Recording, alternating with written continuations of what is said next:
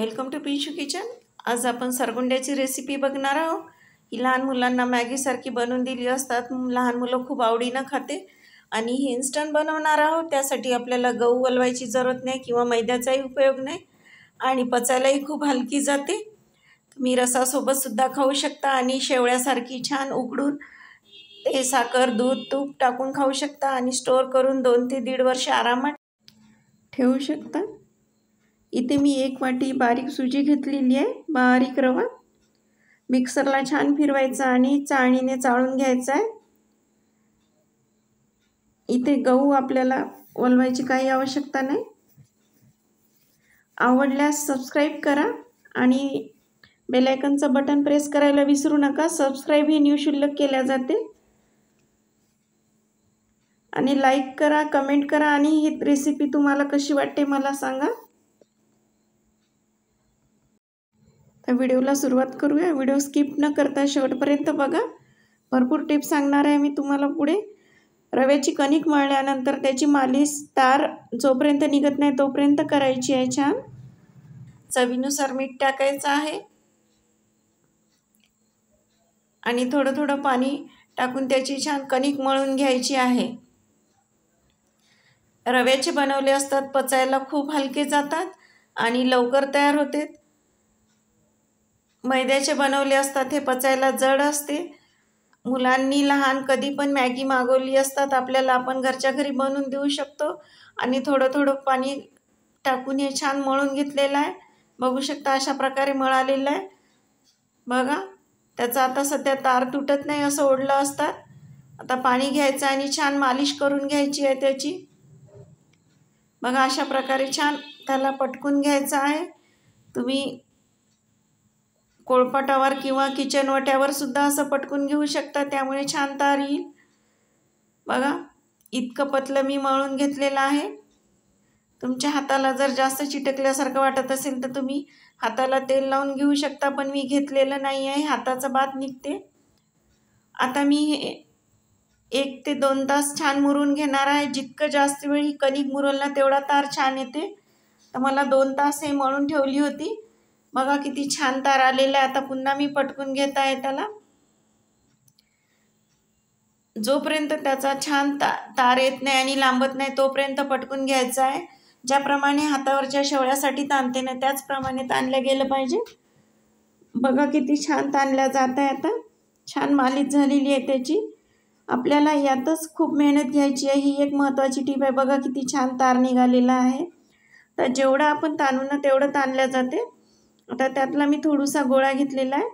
आता इथे मी काड्या घेतलेल्या आहे। आमच्या भागात विदर्भात याला सर म्हणतात।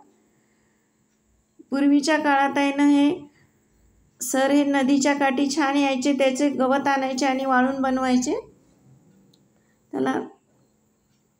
आता मी हे ज्वारीच्या काड्या घेतलेल्या आहेत। तुम्ही ज्वारीच्या किंवा गव्हाच्या काड्या घेऊन वाळून छान वाळल्यानंतर ओल्या कपड्याने पुसून तेल लावून घ्यायचं। आता मी सर्व काड्यांना तेल लावून घेतलेलं आहे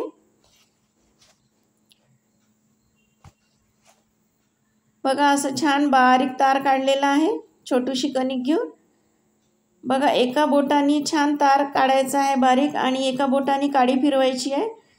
ही खूप सोपी पद्धत आहे आणि तुटलं तर तिथंच पुन्हा जॉईन करून घ्यायची आहे। सुरुवातीला 1-2 वेळा आपल्याला बनवताना जॉईंट तुटते, पण नंतर तुटत नाहीत, छान तार येते बघा। आता दुसरी पद्धत सांगते मी सोपी। छान असं बारीक असा धागा हा काढून घ्यायचा आहे लांबून त्याचा बघा। अशा प्रकारे लांबून घ्यायचा आणि त्यामुळे आहे ना वळायला आता बघा किती सोपं जाते। जे नवीन मुली शिकत असेल ना त्यांच्यासाठी ही खूप सोपी पद्धत आहे बघा। मी दाखवत त्याप्रमाणे एका बोटाने काडी फिरवायची आणि एका बोटाने हे कणिक फिरवायची आहे। झटकीपट इन्स्टंट मॅगी आपली तयार होते आणि तुम्ही स्टोर करून ठेवू शकता आणि रसासोबत तर खूप भन्नाट लागते ही रेसिपी खायला। नाश्त्यात मुलांना मॅगी बनवून देऊ शकता, तुम्ही सुद्धा खाऊ शकता। लहान मोठे घरातले सर्वांनाच आवडते आणि आवडल्यास सबस्क्राइब करा, लाईक करा। सबस्क्राइब हे निःशुल्क केल्या जाते बघा। किती झटकीपट बारीक तार काढल्यानंतर वळल्या जाते। सुरुवातीला तुम्हाला 1-2 वेळा काडी वळायला त्रास होईल, पण एकदा बनवायला लागले तुम्ही आपोआप बनवायला जाते, ते वळल्या जाते. खूप सोपी पद्धत आहे. तर बऱ्याच जणांचं म्हणणं राहते की आमच्याकडे सर नाही आहे, तर तुम्ही याच्या काड्यासुद्धा आपल्याला आलू टिक्की बनवतो ना आपण, तेव्हा जे काडी येत असते ते तुम्ही मार्केटमध्ये किंवा डिमांडमधून तुम्ही घेऊ शकता विकत. आणि ते सुद्धा तुमच्याकडे अवेलेबल नसेल तर तुम्ही आपला जो झाडू राहतो ना, त्या झाडूचं ते काड्या काढल्या असतात छान स्वच्छ एक ओला कपडा करून पुसून घ्यायचा आणि झाडूच्या जे काड्या राहत असते आतमधल्या प्लास्टिकमधल्या ते काढून त्याच्यावर तेल लावून सुद्धा बनवू शकता. पण मी झाडूच्या काड्या घेतलेल्या नाही आहे, माझ्याकडे ऑलरेडी ज्वारीच्या धांडीच्या काड्या होत्या. सगळ्यात सोपं म्हटलं तर हे मार्केट डिमांडमध्ये याच्या काड्या मिळतात, तुम्ही घेऊ शकता. अशाच प्रकारे आता पूर्ण सर मी वळून घेणार आहे. सर वळल्यानंतर हे 15 ते 20 मिनिटात उन्हात वाळते आणि फॅनखाली वाळायला अर्धा तास लागते. बघा किती छान वळ्या गेलेल्या आहे, पांढरे शुभ्र असे. इथे कुठेही मी मैद्याचा उपयोग केलेला नाही. मैदा पचायला हा जड असतो, त्यामुळे रव्याचे छान झटकीपट इन्स्टंट तयार होते. बघा अशा प्रकारे मी पूर्ण काड्या हे वळून घेतलेल्या आहे. आता अर्धा तास झालेला आहे उन्हात ठेवून. जास्त कडक ऊन असलं तर 25 ते 20 मिनिटातही वाळतात. आणि हे वाळत नाही तोपर्यंत याच्या काढायचं नाही आहे आपले सरगुंडे. काढायलाही खूप सोपे जाते.